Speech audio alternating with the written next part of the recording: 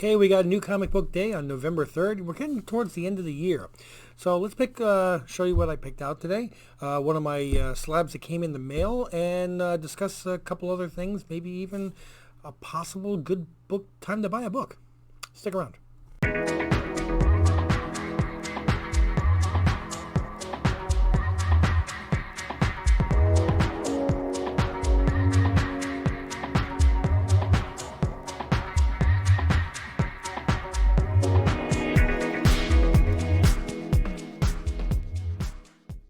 I hate when I start stumbling on the intro because I don't know what to say and then it just doesn't come out right.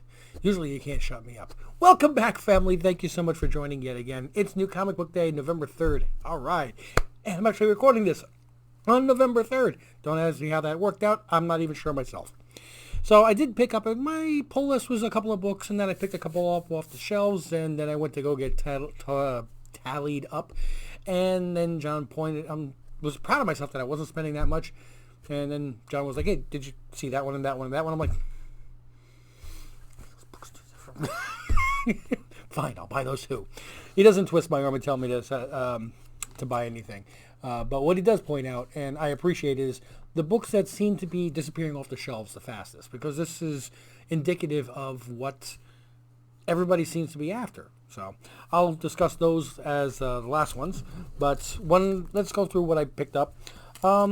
Just because I didn't want to find out in 6 months that I should have picked up a couple of copies. I picked up third printing. 3 copies of Gun Hunting number 1 is a third printing. Sometimes the third prints are a bit low in printing, and I think this is going to be one of those cases. I think that the quick, hot, and heavy excitement over this book when it first happened is, in my opinion, I think it's died down quite a bit. I think a lot of people are saying, maybe it's overhyped. And in the long run, if this book turns out to be good, the third printing is going to be a low printing, and that's where you might be able to, strike while the iron's hot. It pretty much is the same cover, but there's no black text up here. So just keep an eye out for that one. It's the only one that I bought multiple copies of. I grabbed my copy of Primordial number 2. I want to see where this story is going. I like that. 2 copies of cover A and cover B of A Thing Called Truth. Tilt. There we go. Now I'm getting a little better. Yes, as I'm turning the wrong book. There we go.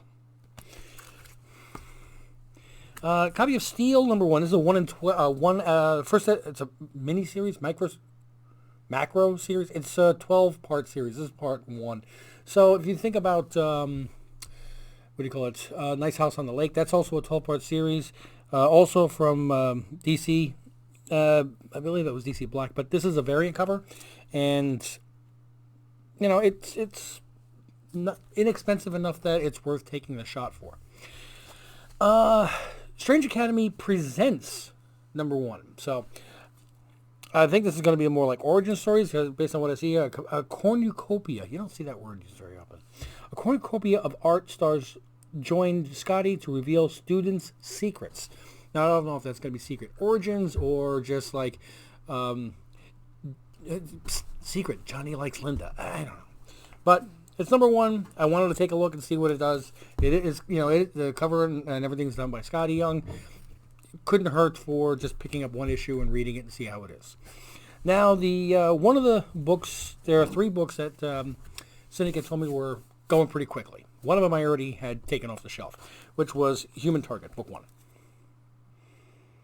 So, just something about the artwork on it appealed to me, and I wanted to pick it up and read it.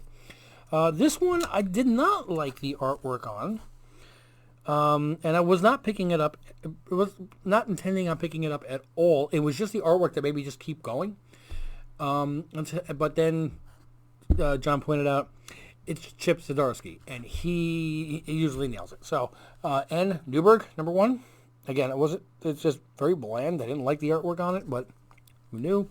And this book I passed by because it looked like a rip-off book, and pretty much it is, but who knows? I picked up Knighted. There we go. Like that. There we go. That works. Knighted number 1, cover A, cover B. And that's all I got to this week at the store. Let's see. what else did I want to discuss? Oh, I have been buying a couple of slabs here and there when I find prices that are good. And yes, this is something that is on the hot list, and it's probably not the best time to buy it, but I just wanted to get a copy, and it's still reasonably affordable that I wanted to grab it. So I got my We Live #1 in a 9.8 white page. This is the wraparound. And generally, it seems like this is selling, depending upon day and time and everything else, like I discussed in the eBay sales. I've been watching it. It goes for $135, $140 to $150. It's right in that range. So nothing wrong with, if you got one for $150 and you see another one sell for $140, it's not like you're going to see another one selling for $110 or $95 and you feel like you just got ripped off. This book has been pretty steady. If it does get options, well, I think it has already, the option has been picked up. If it does get made into a show, it'll spike upon an announcement. That would be a good time to sell it and then wait for it to come back down again amongst in anonymity time and pick it back up again. But this is something that can help your collection fund your collection. One book that I wanted to talk about, and then I'll get into a submission that I sent off today, was I'm watching certain prices of books, and there's one book that is plummeting in price. And I'm actually glad that I traded this book off earlier in the year. I traded my Amazing Spider-Man 361 and a Daredevil #9 for Spirits of Echo. Pretty good grades. For a Fantastic Four #9 and a mid-grade. And I don't feel bad about it at all. I've gotten my Daredevil #9. Actually, I got a copy that was one grade higher. And this, I think, might be a good time to buy back your an ASM 361. The prices are really dropping on this book. And I don't want to give any spoilers for anybody who hasn't seen Venom Let There Be Carnage yet, but anybody that has understands why. All right, you know what? Hit mute because I am going to discuss this for about 20 seconds. I'm going to keep. If you don't want the spoiler on it, I'm going to keep my hand up while I'm discussing, and when I put it down, it means I'm done. Okay, ready? Hope you've hit mute now.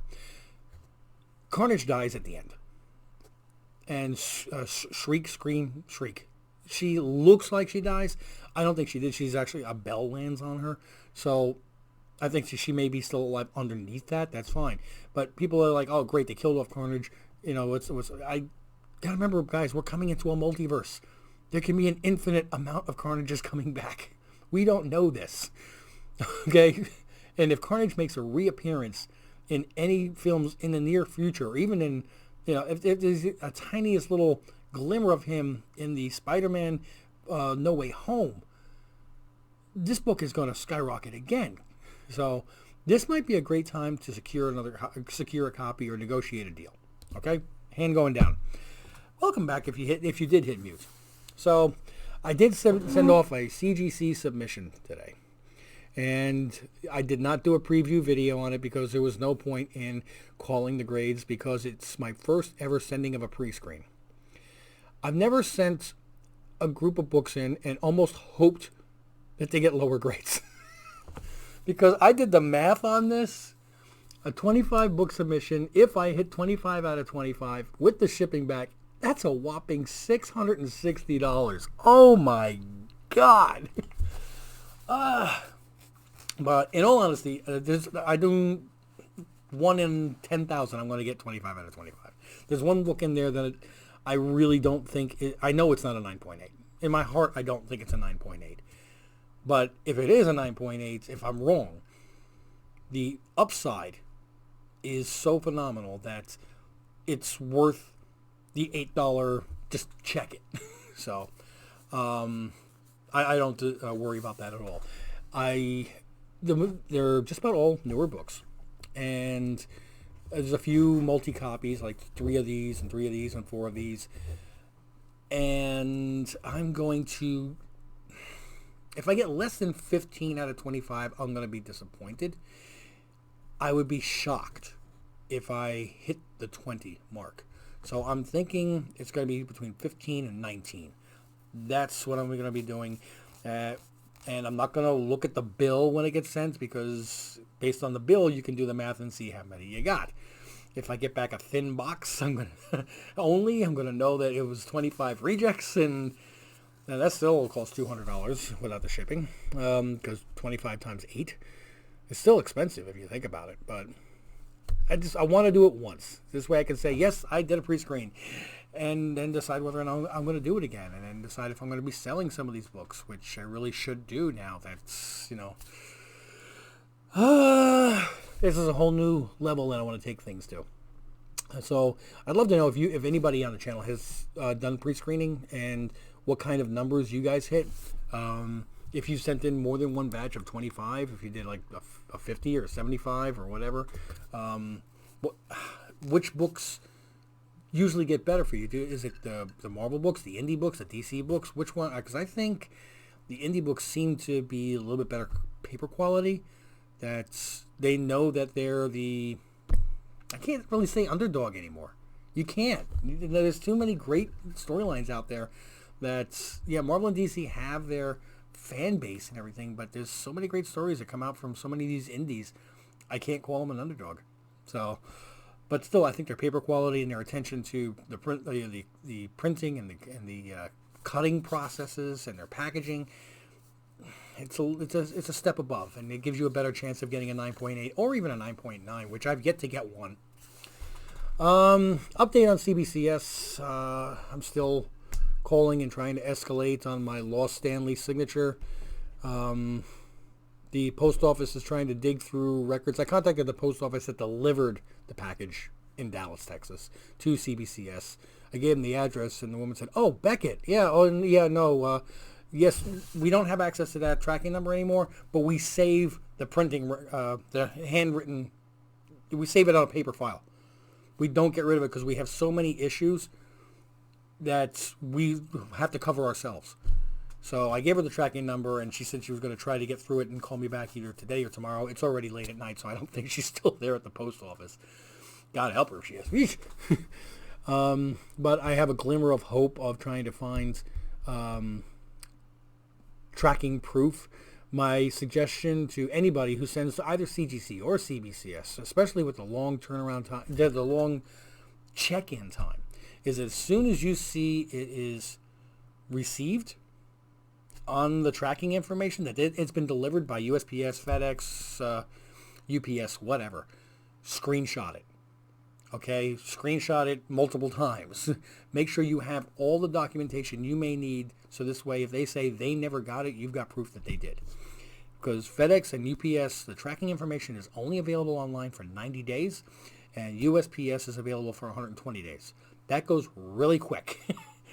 So, again, I'm still trying to find it. They're keeping in contact with me, and in all honesty, they're reaching out to me saying we're still investigating, but I have a feeling that without proof on my side, and the fact that the first 9 times that I contacted CBCS and gave them the tracking number, that nobody ever tracked it and verified to themselves that it was delivered, that I may be SOL.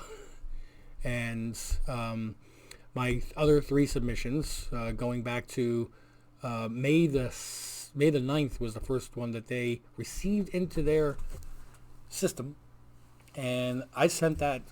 They received it at the end of March.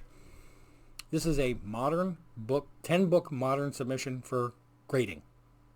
No special labels, no cleaning, no pressing, no anything. Just, here's my books, grade them. At the time when I sent it, the turnaround time was 16 weeks. So I understand that they've raised it to 22 weeks now, but that should apply to the books they're receiving now, because when they said 16 weeks, they knew how many books were in front of mine. That should be my turnaround time. I am now on week 27 since they've received them into their system, and it's actually week 32 since they were delivered, and they're still only in processing. So I'm going to call them again tomorrow. I'm going to have to just be a pain in the neck. And now they're raising their rates, which I had the same problem with CGC earlier in the year, but I don't feel it's justified that you have such horrible customer service and lack of information coming out.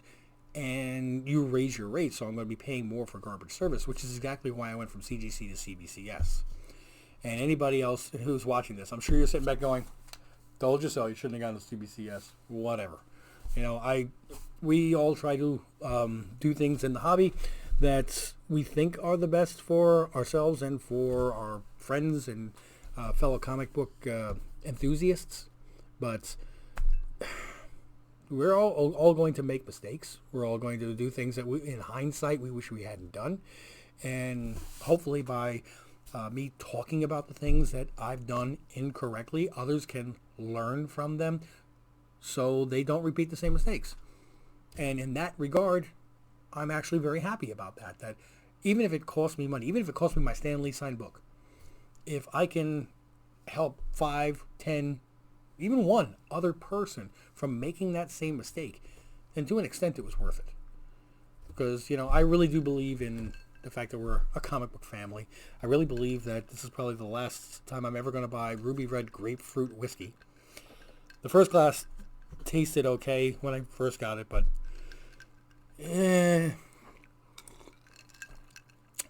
nah. Maybe, I don't know. We'll see. Bird Dog makes some interesting flavors. I gotta also start getting those little bottles again and giving my little reviews.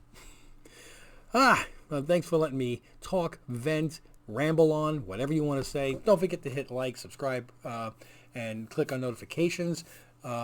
Make sure that you let your friends know and everything about the channel. Still got my ASM. You can still see it right there. 210 and 9.2 when we hit 750. We're a ways away. We got another 200 to go. It's funny how it jumps up and then it stays, and then it jumps up and then it stays.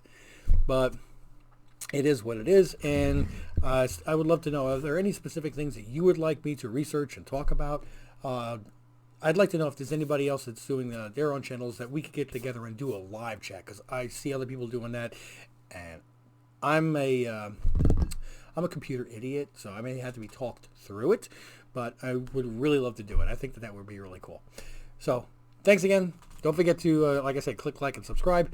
But as always, I'm out.